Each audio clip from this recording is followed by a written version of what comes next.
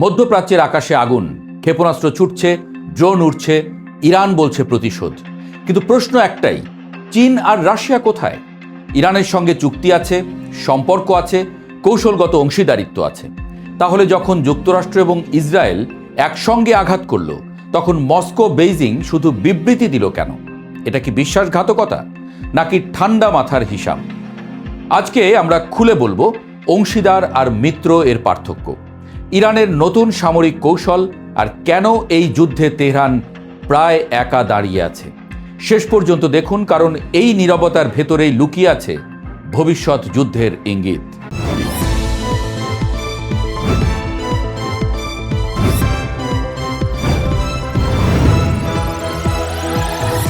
ইরানের সর্বোচ্চ নেতা আয়াতুল্লাহ আলী খামেনির মৃত্যুর খবর ছড়িয়ে পড়তেই দেশটি ঘোষণা দেয় ইতিহাসের সবচেয়ে ভারী প্রতিশোধ নিতে যাচ্ছে তারা।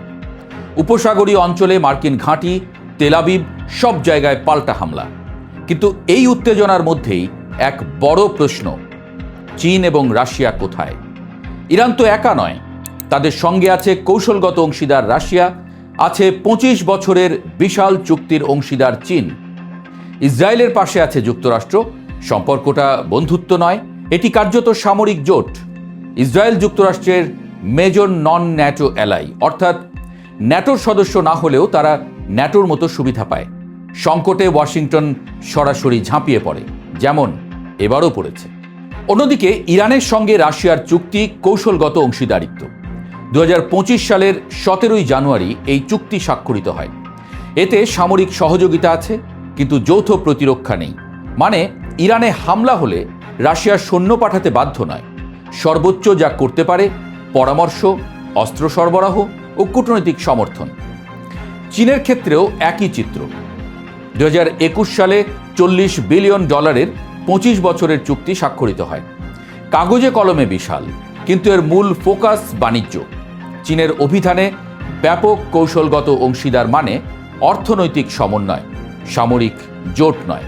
অর্থাৎ ইরান ভেবেছিল বড় ছাতা আছে মাথার উপর, বাস্তবে দেখা গেল ছাতাটা রোদে কাজ করে, ঝড় এলে করে না। 2025 সালের জুনে ইসরায়েলের সঙ্গে 12 দিনের যুদ্ধ ছিল মোড় ঘোরানো মুহূর্ত।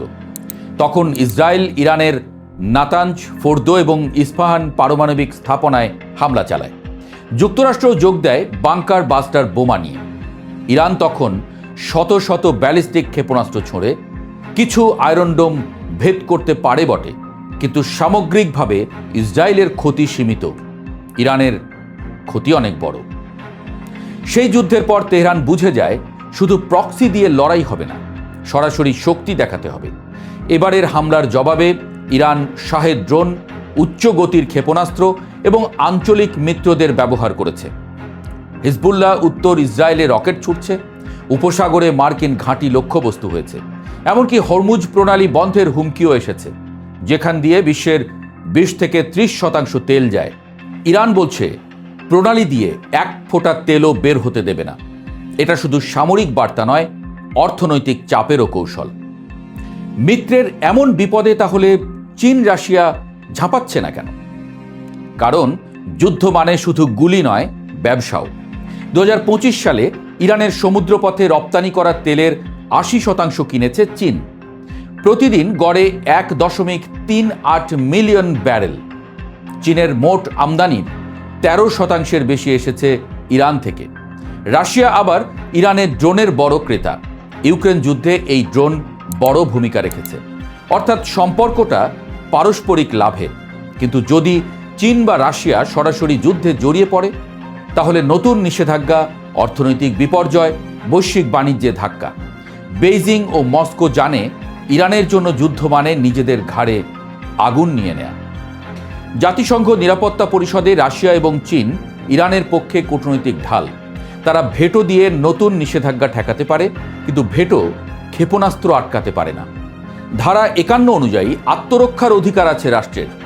তাই বাস্তব যুদ্ধ ঠেকাতে কাগুজে শক্তি সীমিত। ফলে ইরান যখন আকাশে আগুন দেখছে, তখন মস্কো ও বেইজিংয়ের সমর্থন মূলত প্রতীকী। বিশ্লেষকদের মতে চীন ইরানকে তাৎক্ষণিক যুদ্ধসঙ্গী হিসেবে নয়, দীর্ঘমেয়াদী কৌশলগত কার্ড হিসেবে দেখে। যুক্তরাষ্ট্র যত ইরানের উপরে চাপ বাড়াবে, তেহরান তত চীনের দিকে ঝুঁকবে, কম দামে তেল দেবে, বাজার খুলবে, পশ্চিমা প্রভাব কমবে। চীনের লক্ষ্য সরাসরি যুদ্ধ নয়, লক্ষ্য সময় নিয়ে লাভ। রাশিয়ার ক্ষেত্রেও ছবিটা একই রকম। তারা বহুমেরু বিশ্ব বললেও সংকটের মুহূর্তে প্রতিক্রিয়া থাকে সীমিত, সমর্থন প্রতীকী, সামরিক নয়।